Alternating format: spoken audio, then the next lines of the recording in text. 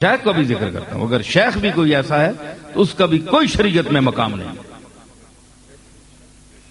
سب سے مقدم اللہ اور رسول کی شریعت ہے، اللہ اور رسول کا حکم ہے. علماء اور مشائخ ان احکام کے محافظین میں سے ہیں، حفاظت کرنے والے ہیں. اگر حفاظت کرنے والوں کا یہ عالم ہو، ان لوگوں کو بھی آپ دیکھیں نا. امام احمد بن حنبل رحمت اللہ علیہ کہ مسئلہ خلق قرآن پر اختلاف اٹھا، شخصی حکومت تھی، شخصی حکومت. اب تو مشرف صاحب کسی کو قتل نہیں کر سکتے، صدر ہونے کے باوجود، وزیر اعظم ہونے کے باوجود جمالی صاحب کسی کو یوں سر عام کھڑے ہو کر قتل نہیں کر سکتے کھڑا کر کے. اس وقت یہ تھا کہ وہ شخصی حکومت تھی، سامنے 1,00,000 آدمی کو کھڑا کر کے اگر وہ قتل کر دے تو بادشاہ کو کوئی نہیں پوچھ سکتا تھا. وہ دور تھا. ابھی تک یہ مغلیہ دور میں یہ سلسلہ رہا شخصی حکومتوں کا. امام احمد بن حنبل نے کہا کہ قرآن اللہ کی صفت ہے، خلق نہیں ہے، مخلوق نہیں ہے. خیر اختلاف ہوا. امام احمد بن حنبل کو سڑکوں پر گھسیٹا گیا، رسہ ڈال کر ان کو گھسیٹا گیا. اور یہ نوجوان جو ہوتے ہیں نا، ان سے شیطان بھی پناہ مانگتا ہے. یہ لڑکے ینگ جو ہیں، ان ینگ لڑکوں کے ہاتھ سے ان کو کھنچوایا گیا، گھسیٹا گیا. اور 3 درے روز لگتے تھے ان کی پیٹھ پر کہ یہ اللہ کی کیا ہے، مخلوق ہے، خلق ہے قرآن. انہوں نے کہا اللہ کی صفت ہے. پھر کوڑا لگتا تھا، بوڑھا آدمی تھا، اور 2,00,000 موضوع حدیث کا حافظ اور 4,00,000 صحیح حدیث کا حافظ، جس کے مقتدی حضرت پیران پیر شیخ عبد القادر جیلانی جس کے مقتدی ہیں، مقلد ہیں، وہ امام احمد بن حنبل، حنبلی مسلک کا بانی. آج بھی حجاز مقدس، مدینہ شریف اور یہ مکہ شریف، یہ بھی حنبلی ہیں صاحب. وہاں فقہ حنبلی چلتی ہے، سارا حجاز حنبلی ہے. اتنا بڑا امام، اس کو گھسیٹا جا رہا ہے. اور ان کا وصال بھی اسی طرح ہوا، لیکن نہیں مانے، مر گئے، دنیا سے چلے گئے، لیکن اپنی ضد کو نہیں چھوڑا. یہ ہوتا ہے اہل علم کا مقام ہے. تو بادشاہ گھبرا جاتا تھا کہ اس بوڑھے کو جب ان کو باندھ کر دربار میں لایا جاتا تھا امام احمد بن حنبل کو، تو جو بڑے بڑے علماء اس دربار میں بیٹھے ہوتے تھے، بادشاہ کے چمچے علماء، جو احمد بن حنبل کی حق گوئی اور بے باکی کو گستاخی قرار دیتے تھے بادشاہ کی، وہ بیٹھے ہوتے تھے. تو جب اس بوڑھے کو لایا جاتا تھا تو وہ سارے لرزہ برندام ہو کر کھڑے ہو جاتے تھے کہ یہ ایک اللہ کا جلال ہمارے سامنے آ رہا ہے، اس بوڑھے کو مارا جا رہا ہے، اس کی بے عزتی کی جا رہی ہے، مگر یہ کیا کوہ استقامت ہے کہ سر منہ ہلتا نہیں.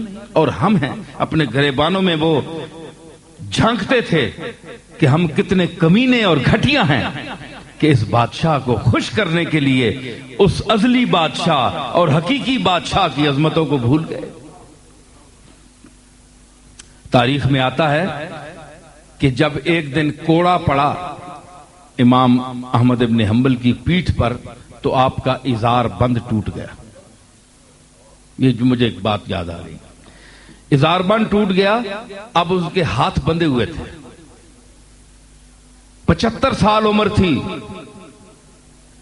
75 سال کا بوڑھا کوڑا کھا رہا ہے.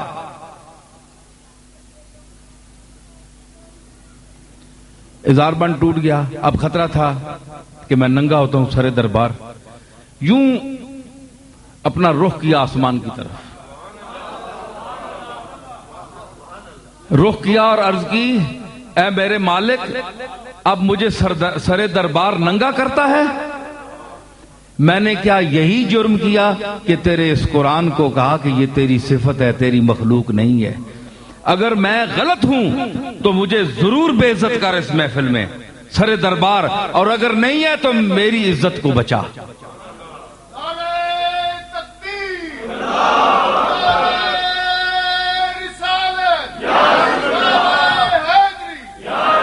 تو کیا ہوا؟ لکھتے ہیں، یہ بڑی پکی بات ہے، یہ چھوٹی موٹی کتابوں کی بات نہیں، جو میں بات کرتا ہوں اللہ کے فضل سے مستند کرتا ہوں، اس پر کوئی شخص اگر گرفت کرے گا تو میں حوالہ پیش کروں گا۔ تو کہتے ہیں کہ غیب سے ایک ہاتھ نمودار ہوا،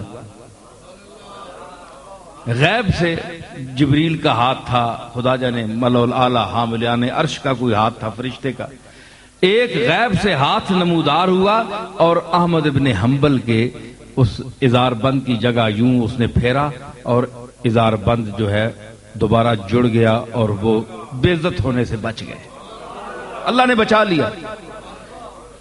اس مقام پر وہ شخص بھی تو عالم تھا نا،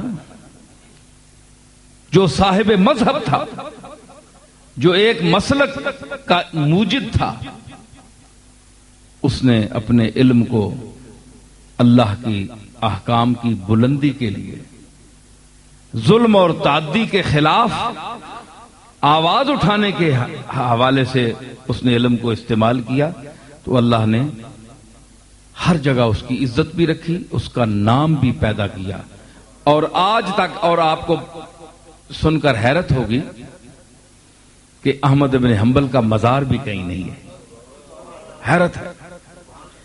یہ دجلہ کے کنارے بغداد ان کو دفن کیا گیا، تو اس کے بعد دجلہ پانی جو ہے آیا اور ان کی قبر کو بہا کر لے گیا، نشان بھی نہیں ہے، لیکن قبر کا نشان نہیں ہے، لیکن اس کا نام جو ہے وہ پوری کائنات علم میں گونج رہا ہے آج تک، احمد ابن حنبل، احمد ابن حنبل۔ اور یہ مستند، جو مسند احمد ابن حنبل ہے، یہ کیا ہے؟ جس کو صاحب مشکات رواہ احمد لکھتا ہے، یہ اسی احمد بن حنبل کا مجموعہ ذخیرہ ہے، ذخیرہ احادیث کا مجموعہ ہے۔ تو اس میں آئی ہوئی حدیث کوئی جملہ غیر مستند نہیں، اس کو دیوبندی بھی مانتا ہے، اس کو شیعہ بھی مانتا ہے، اور دوسرے مسالک بھی منکرین حدیث کو چھوڑ کر تمام مانتے ہیں اس کو۔ تو میں عرض کر رہا تھا کہ یہ کیا ہے؟ یہ اللہ کے لیے علم پڑھنا ہے، اللہ کی ذات کی رضا کے لیے، رسول اللہ کے اسوہ حسنہ کو زندہ کرنے کے لیے جو علم پڑھتے ہیں، جو خدمت کرتے ہیں، ان کا یہ مقام ہوتا ہے۔ ہم یہ سنتے ہیں، ہمیں پتہ ہے، لیکن ہماری غفلت، ہماری بد نصیبی کہ ہم اپنے ذی وقار اسلاف کی اقدار کو چھوڑ گئے۔